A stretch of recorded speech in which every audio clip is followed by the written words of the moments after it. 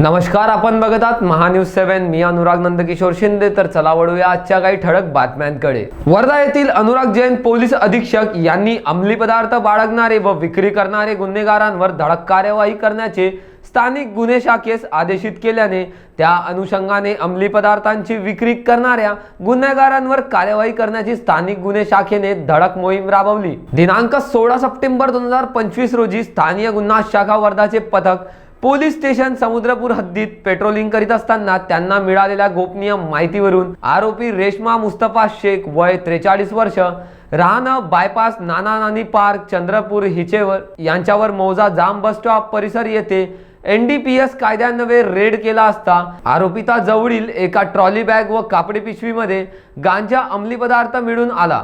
सदर गांजा माल तिने आरोपी रशीद शेख राहणं गौतमवाड हिंगणघाट याच्या सांगण्यावरून मुनिगुडा ओडिशा राज्य येथील आर्यन नावाच्या इसमाकडून खरेदी केल्याचे निष्पन्न झाले. महिला आरोपिताचे ताब्यातून निव्वळ 8 किलो 387 ग्राम गांजा अंमली पदार्थ ट्रॉली बॅग व 2 अँड्रॉइड मोबाईल सह 1,99,240 रुपयाचा मुद्देमाल जप्त करून सर्व आरोपितांविरुद्ध पोलीस स्टेशन समुद्रपूर येथे NDPS कायद्यान्वये गुन्हा नोंद करण्यात आला आहे.